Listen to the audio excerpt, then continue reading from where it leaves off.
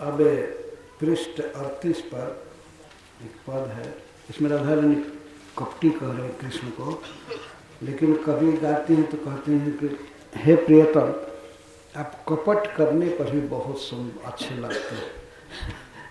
कपट करने पर भी बहुत सुंदर। तो ये है 72 नंबर का श्लोक 38 पृष्ठ पर। भीतर से बहुत कड़े हैं, लेकिन मुख से ढीला ढीला मैंने नरम नरम वचन बोलते हैं, बहुत मधुर बोलते हैं। इसका अर्थ है अंतराग ठीले मुख ढीले ढीले बन बोला,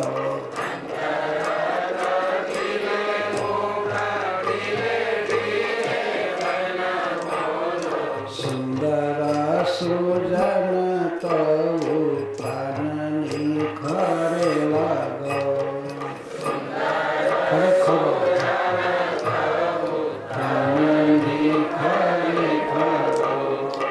कठोर हृदय के हैं, लेकिन वचन बहुत सुंदर बोलते हैं। आप सर्वज्ञ हैं, सुंदर हैं, तो ऐसा कपट करने पर भी आप हमारे प्राणों के लिए खरे लगते हैं, बहुत अच्छे लगते हैं। और सामने आँख के पास जब आते हैं कभी कभी तो इतना आप सीधे बन जाते हैं कि लगता है कि साँच ही मूर्तिमान आ गया है।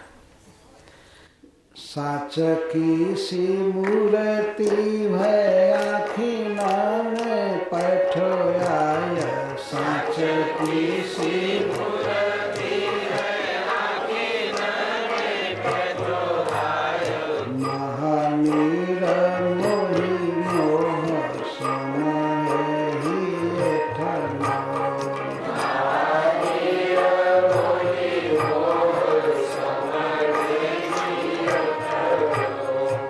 जब सामने आते हैं, अब जब बात करते हैं कभी तो लगता है कि सत्य ही मूर्तिमान आ गया, सत्य मूर्ति धर करके आ गया। हैं महानिर्मोही, महानिर्मोही हैं, लेकिन आप मोह से मढ़े हुए दिखाई देते हैं। लगता है मूर्तिमान प्रेम आ गया, ऐसे हृदय में लगते हैं। आनंद के घन उघरे पे छल छाये लेत, आनंद के घन उघरे पे छल छाये लेत। आप आनंद के घन हैं, बादल हैं, दर्शन नहीं देते हैं। मतलब उघरे का मतलब कि बादल फट जाता है, आकाश से खत्म हो जाता है, दर्शन नहीं देते हैं, आप दूर रहते हैं। पर छल छाय लेत, आपका एक ही गुण छाए रहता है, वो है छल। बादल फट जाता है, आकाश में रहता नहीं, लेकिन छल छाए लेत, कपट से आप हमेशा बात करते हैं। छल छाए लेत, उघरे रहते हैं। उघरे का अर्थ है रहते नहीं हैं, आप भेंट नहीं करते हैं, मिलते नहीं हैं, बस छल से छाए रहते हैं, छल के रूप में छाए रहते। बहुत छल है आप में। कटुताई भरे रोम रोमहियानी करो, कटुताई भरे रोम रोमहियानी करो।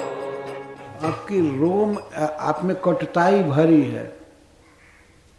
कभी कभी तो ऐसा होता है कि हम आपसे क्यों प्रेम किए, बहुत कपट है, कटुता है, पर रोम रोम में मधुरता में पगा है। महान कटुताई भरे रोम रोम में अमी पग, अमी माने अमृत।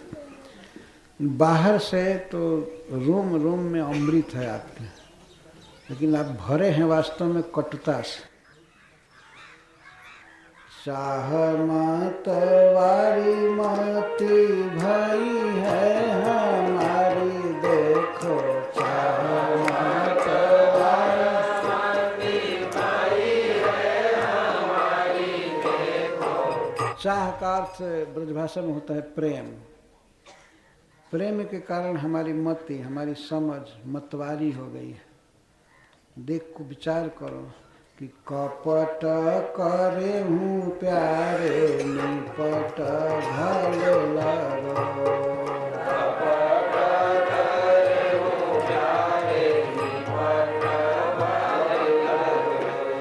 आप इतना कपट करते हैं फिर भी बहुत प्रिय लगते हैं। ये हमारी बुद्धि प्रेम से पागल हो गई है। मतवारी मैंने पागल, चाह मतवारी मति भई है हमारी देखो, कपट करे हूँ प्यारे निपट भले लगो। क्या कहें हम अपनी मति को, ये प्रेम से पागल हो गई है। आप इतना कपट करते हैं फिर भी बहुत अच्छा लगता है। कपट करे हूँ प्यारे निपट भले लगो। कपट करे हूँ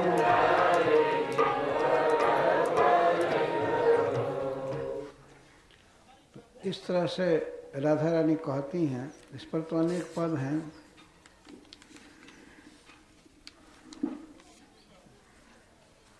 एक पद सूरदास जी का यहाँ गा लेते हैं।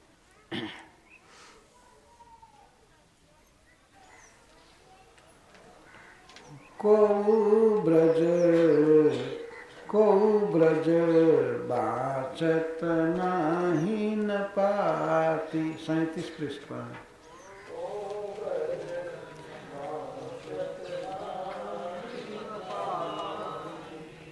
को ब्रज बाचत नाही न पाती। को ब्रज बाचत नाही न पाती। जब भगवान मथुरा से कई पत्र भेज रहे थे, गोपियाँ कह रही हैं आपस में कोई बाँच नहीं रहा है। पत्र इतना लिख करके भेज रहे हैं लेकिन कोई बाँच नहीं रहा है। बाँचने में बड़ा दिक्कत है, क्योंकि आँख से आंसू हमेशा गिरता रहता है तो उसे पन्ना गल जाता है। और बाँचे कहाँ से, अंगुली इतनी तप्त है, हाथ इतना तप्त है गोपियों का विरह से कि हाथ से छूते ही वो जल जाता है।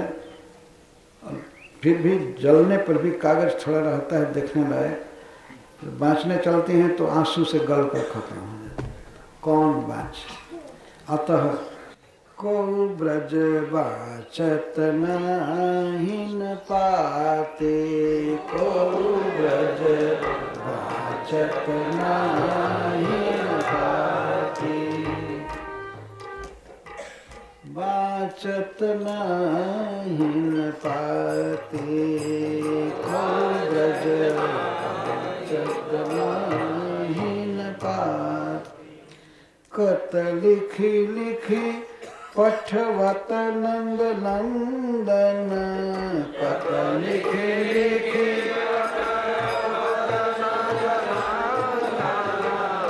कत लिखी लिखी पठवत नंद नंदन।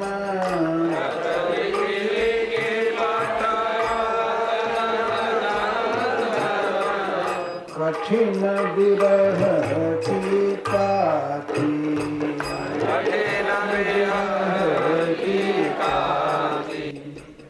ये विरह का दुख बहुत है, क्यों लिख करके भेजते हैं?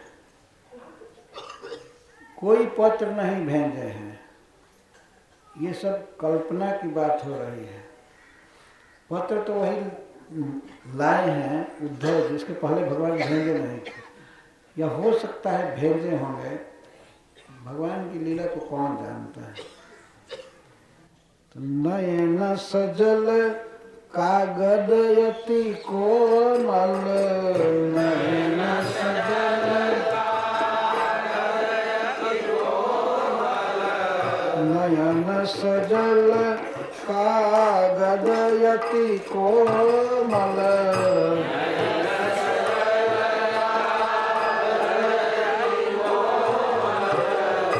कर अंगुरी अति पाती।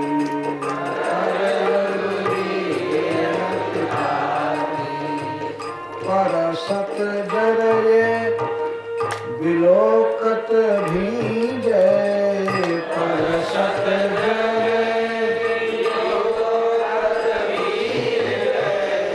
परसत जरये बिलोकत भीजे परसत जरे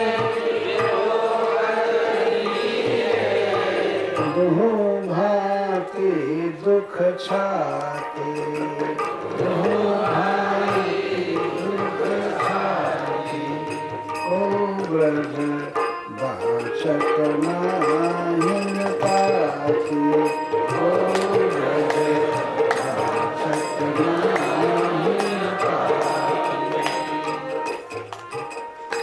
ब्रज में कोई पढ़ नहीं पाता है पत्र। कत लिख लिखी पठवत नंद नंदन। नंद बाबा के लाडले लाल श्री कृष्ण कितना बार पत्र लिखते हैं, कितना लिखते हैं, भेजते हैं, लेकिन विरह का दुख इतना है कोई बाँच नहीं पाता है। क्यों नहीं बाँच पाता है पत्र को? नयन सजल, आँख से हमेशा आंसू चूता रहता है गोपियों के, और कागज अति कोमल, तो छूते ही कागज कर की अंगुली इतना तप्त है, ताती ताती मैंने तप्त इतना गर्म है कि कागज को छूते ही कागज जल जाता है। कर अंगुली अति ताती परसत जर है, स्पर्श करने को जल जाता है, और उसको देखने का प्रयास कोई गोपी करती है तो भीग जाता है। बिलोकत भींज है दुहु भांत दुख छात। तो पत्र को छू भी नहीं सकते हैं, बाँच भी नहीं सकते हैं, तो पत्र लिख कर भेजने की क्या जरूरत है? विरह दुख का वर्णन कवि लोग इस तरह से करते हैं। कभी कभी सुनने में लगता है कि ये तो कवि की कल्पना है, क्या हाथ इतना गर्म हो गया कि पत्र जल जाएगा। नहीं नहीं, जितने गर्म की कल्पना करोगे उससे भी कोटि गुना गर्म होता है शरीर, और फिर भी शरीर जीवित रहता है भगवान के प्रेम में। संसार में ये सब चीज नहीं देखा जाता है, दिखाई नहीं पड़ता है। तो नयन सजल कागज अति कोमल कर अंगुली अति ताती परसत जरय बिलोकत भीजय दुहु भांति दुख छात। दोनों तरह से दुख। यदि पत्र न भेजे तब भी दुख है, लेकिन पत्र पढ़ने चले तो भी दुख है, अथवा पत्र को छुए तब भी दुख है, और बाँचे तब भी दुख है। दुहु भांति दुख छाती। छाती मन हृदय में दोनों तरफ से दुख है। क्यों समझे ये अंक सूर सुन, क्यों समझे अंक सूर सुन। सूरदास जी इस पद को गाए हैं। तो सूर कभी कभी सूरदास कहा जाता है, कभी केवल सूर कहा जाता है। छंद के अनुरोध से सूरदास जी कहीं केवल सूर रखे हैं, कहीं सूरदास। तो क्यों समझे अंक सूर सुन, क्यों समझे अंक सूर सुन।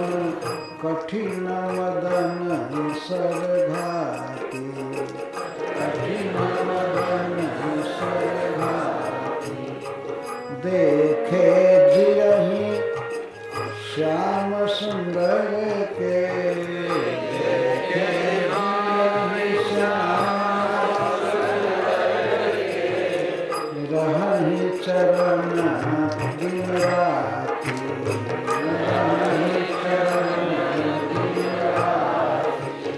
को ब्रज वासक नहीं पाती,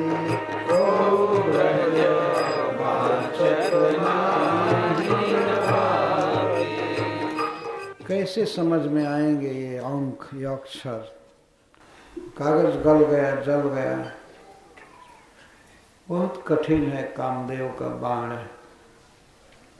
कृष्ण प्रेम का बाण बड़ा कठिन है। हम ये पत्र से नहीं जी सकती हैं। लाख पत्र भेजे, पत्र से नहीं जी सकती हैं। क्यों समझें ये अंक सुर सुनो, कैसे हम अक्षर समझेंगे? देखे जिए ही श्याम सुंदर के, श्याम सुंदर को देख करके ही हम जिएंगे। जीने का और कोई दूसरा उपाय नहीं। देखे जिए ही श्याम सुंदर के, देखने पर भी जी सकेंगे, और अब तक जीवित रही हैं उनको देख करके। तो देखे जिये ही श्याम सुंदर के रहो ही चरण दिन रात में। हमारी इच्छा यही है हे सखी कि दिन रात श्याम सुंदर के चरण में रहे, बस यही हमारा जीवन है। और वो दूर रह करके मथुरा से पत्र लिखें या किसी को दूत बना करके भेजें, इससे हमको कोई फायदा नहीं। यही हम मनाते हैं कि वे यहाँ आ जाएं और हम दिन रात उनके साथ रहें, उनके चरणों में, तभी हम जिएंगे। इसके ऊपर एक श्लोक है सूरदास जी का, पद है, एक सखी अपने सपने की बात बता रही है। सपने में मैं देखी कि हमारे पास हमारे घर श्याम सुंदर आए हैं।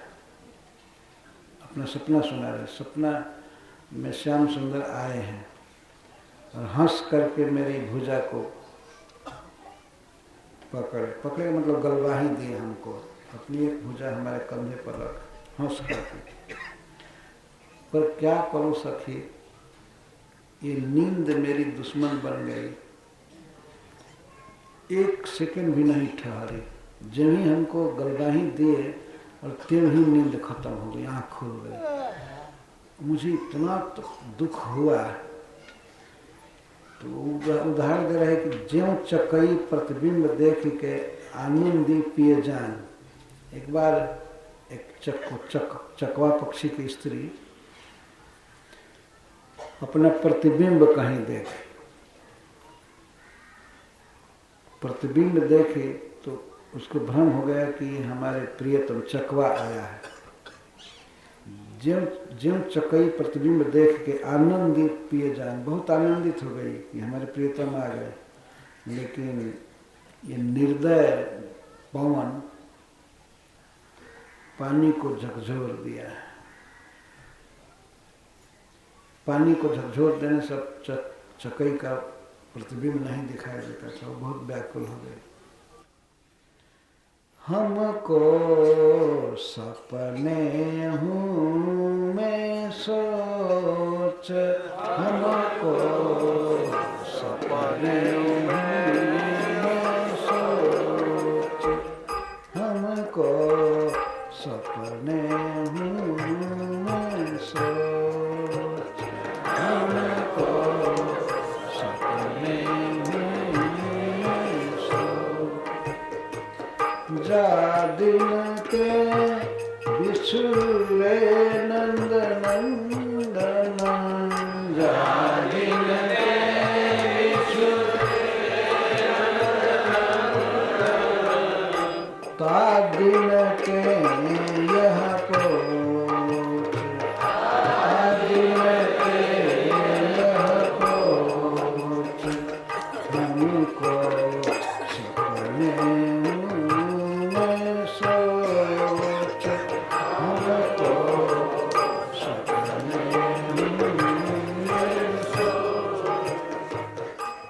क्या करें। सपने में भी श्याम सुंदर आए, फिर भी केवल दुख ही हुआ। वैसे तो दुख है कि जिस दिन से श्याम सुंदर बिछड़े हैं, नंद नंदन जिस दिन से दूर हुए हैं, उसी दिन से यह दुख छाया हुआ है। तो सपना में मैं क्या देखे,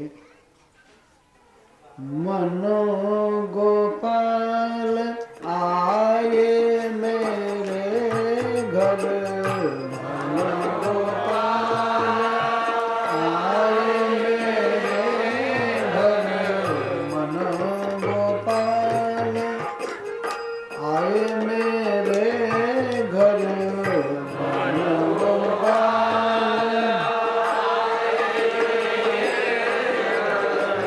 हंसी करी भुजा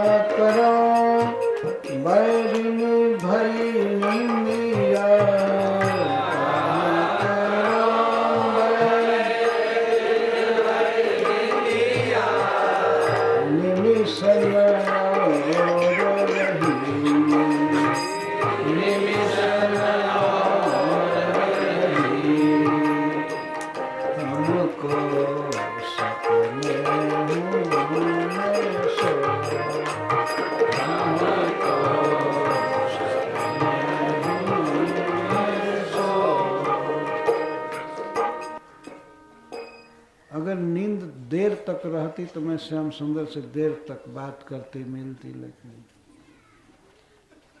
निमिष न एक रही, एक निमिष भी नींद नहीं रही। कहा करो बैरिन भय नींदिया, नींद ही बैरिन हो गई, टूट गई। ज्यों चकई प्रतिबिंब देखी के, ज्यों चकई प्रतिबिंब देखी के, आनंदी प्रिय जान, आनंदी प्रिय जान, सूर पवन निसल निठुर विधाता, सूर पवन निठुर विधाता, सूर पवन निठुर विधाता, सूर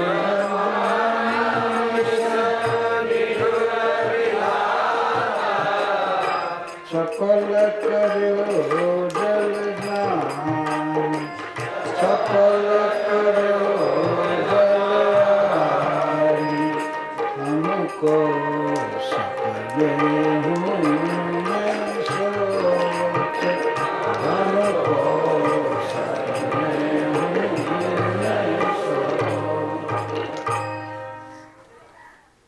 जल को चंचल कर दिया पवन, लेकिन पवन के बहाने से वास्तव में विधाता ने चंचल किया उस चक्री के लिए। वो जल में अपना प्रतिबिंब देख रही थी और उसको भ्रम हुआ कि हमारे प्रियतम चकवा आ गए, आनंदित हुई। और तब तक तो ज्यों आनंदित हुई उसी समय हवा का झोंका आया, जल को चंचल कर दिया, तो प्रतिबिंब मिट गया। तो इस तरह से मैं श्याम सुंदर से मिली, लेकिन ये बैरी नींद खुल गई और सपने में भी मैं आनंदित नहीं हो सका। तो उद्धव और भ्रमर में कोई भेद नहीं है, बीच बीच में उद्धव भी आएगा। पृष्ठ 39 पर पहला पद है 75 नंबर का।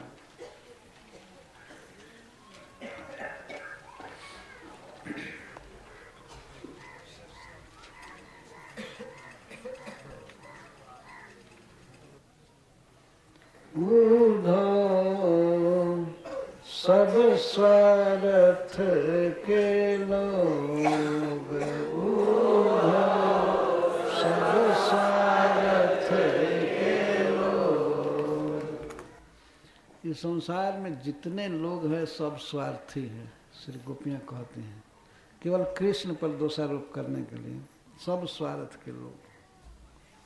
उधो सब स्वार्थ के लोग, उधो सब स्वार्थ के लोग, आपुन के लिए करत कुजा संग, आपुन के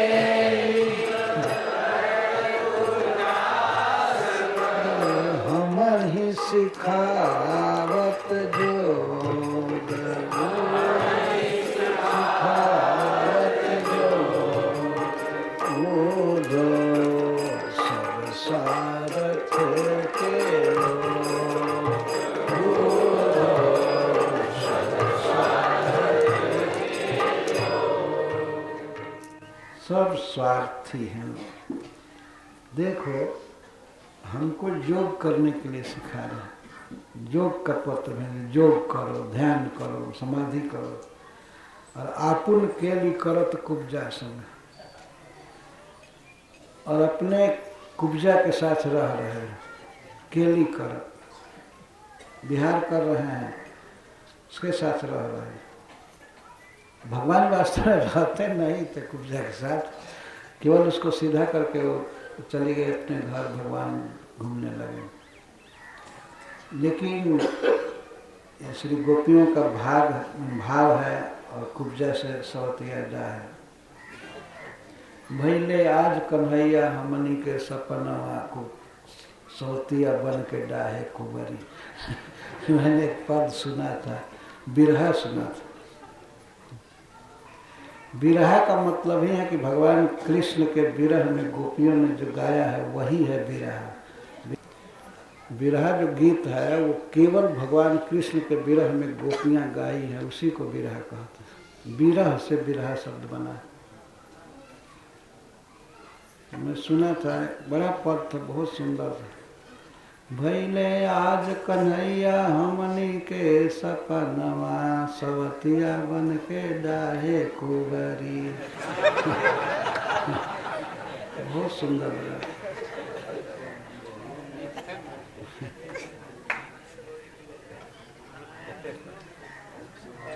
देखो इस संसार में सब स्वार्थी लोग, स्वयं कुब्जा के साथ केली कर रहे हैं और हमको उपवास, समाधि, ध्यान ये सब सिखा रहे। आपन केली करत कुब्जा संग हम ही सिखावत जोग। भ्रमी बन जात सांवरी मूरत, नित देखहि वह रूप। अब रस रास पुलिन जमुना के करत लाज भय भूमि। देखो जब ब्रज में थे श्री कृष्ण तो भ्रमी बन जात सांवरी मूर्ति, बन बन गाय चराते थे, घूमते थे। उस समय हम उनके सुंदर रूप को देखती थी।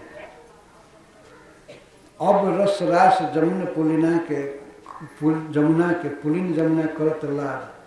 और जब अब कोई उनके सामने चर्चा करेगा, कोई करता होगा कि जमुना का किनारा, रास विहार, जमुना पुलिन, तो लज्जा करते हैं। और उस समय घूमते थे इसी ब्रज में, और अब नाम लेने पर भी लज्जा करते हैं, क्योंकि भय भूप। अब तो भूप बन गए ना, राजा बन गए।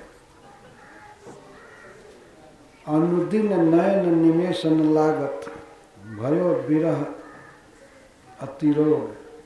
मिलवहु कान्ह कुमार अश्विनी, मीटे सुर सब रोग। अनुदिन नयन निमेषन लागत, अब रात हो चाहे दिन हो, हमारा निमेष नहीं लगता है। अनुदिन नयन निमेषन लागत, भयो विरह अतिरोग। एक रोग ऐसा हो गया विरह का कि पलक कब नहीं गिरती है।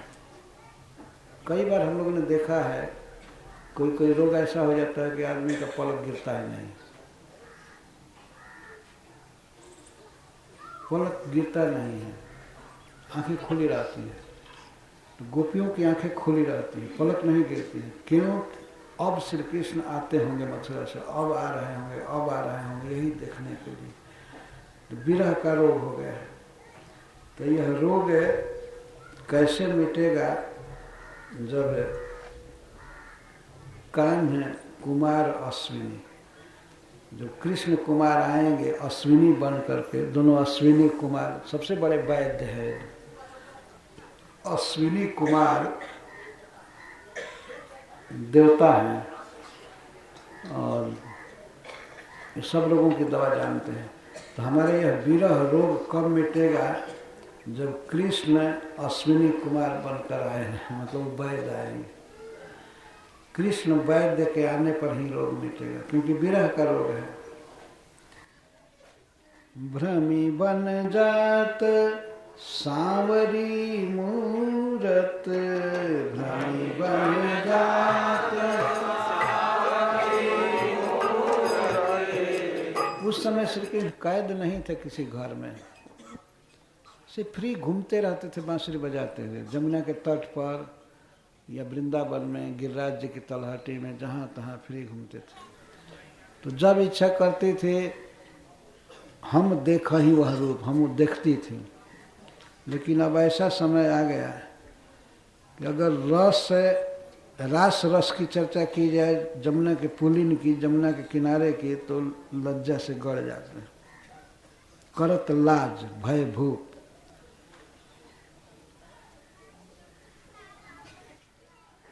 भ्रमी बन जात सांवरी मूरति भले भले रात नित देखहि वह रूप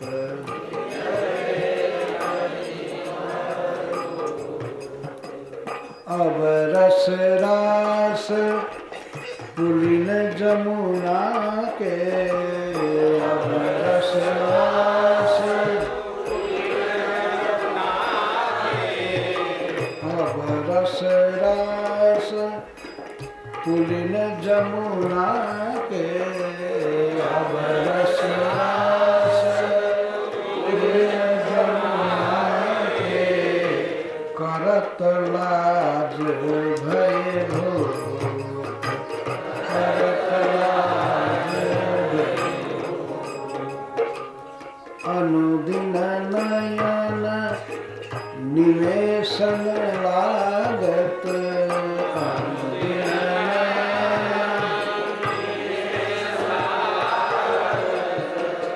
भयो विरह अति रोग भयो विरह अति रोग मिलवहु कान्ह कुमार अश्विनी मिलवहु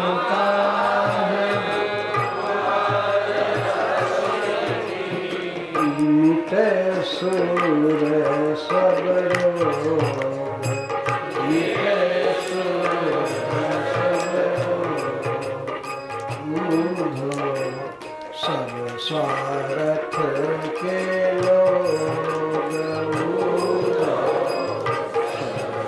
स्वार्थ के लोग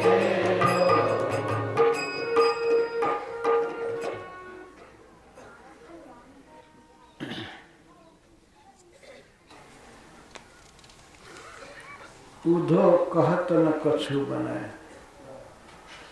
गोपियां उद्धव जी के उपदेश को सुनकर, ये बाद में प्रसंग है लेकिन कहीं भी दिया जा सकता है। उद्धव कुछ कहते नहीं बनता है, हमारी बोली निकल रहे हैं, हम क्या कहें। आप ऐसी उटपटांग बात आकर के बता रहे हैं, हम कुछ कह नहीं सकते, कहते अच्छा नहीं लगता है।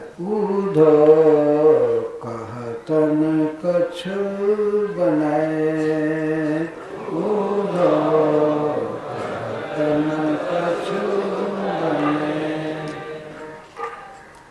क्यों नहीं कहते बनता है कि आप जो यहाँ पर उपदेश लेकर के आए हैं ये बिल्कुल उल्टा है। अधरामृत आस्वादिनी रसना आस्वादिनी रसना अधरामृत आस्वादिनी रसना अधरामृत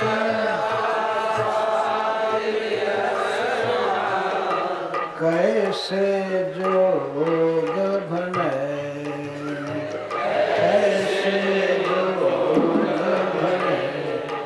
योग साधना में भी कुछ खास मंत्र जपना होता है। तो जिन रचनाओं में जिह्वा ने श्री कृष्ण के अधरामृत का स्वादन किया है, अब ये योग के मंत्र और योग की क्रियाओं को नहीं बोल पाएंगे। कैसे योग बना? जिस जीभ से महामंत्र जपा है उससे अब सोहम शिवोहम कैसे जप पाएंगे? भक्तों को देखना चाहिए, ये संसारी कैसे बात करेंगे। जो जिह्वा श्री कृष्ण के अधरामृत का स्वादन की है वो आपके कहने से अब जोग की बातें बोलेंगे, कभी होगा नहीं। जेहि लोचन अवलोके नख शिख, जेहि लोचन अवलोके नख शिख, जेहि लोचन अवलोके नख शिख, जेहि लोचन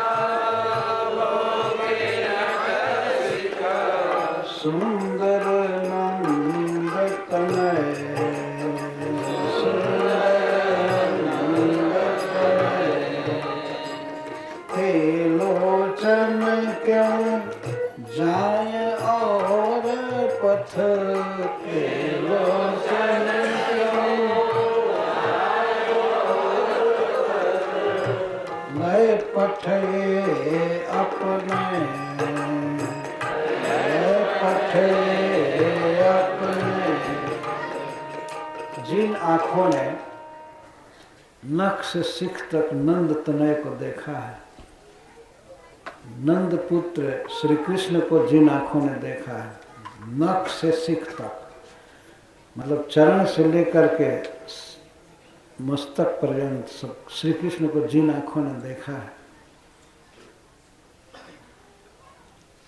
अब वे लोचन और किसको देखेंगे, किसको देखना चाहेंगे, और पथ पर कैसे जाएंगे।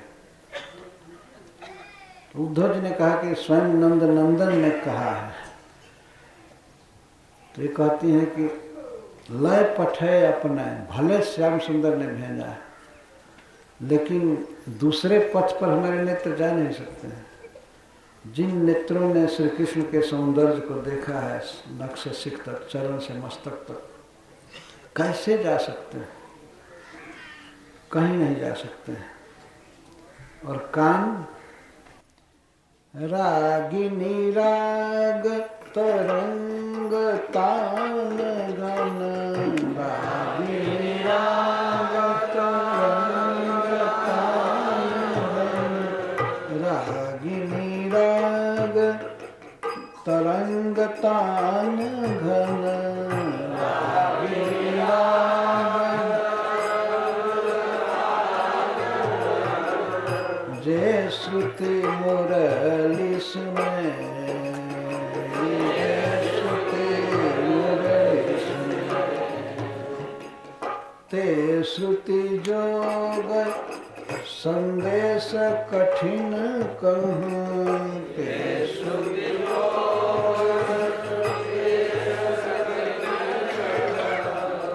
काकर मेली हमें,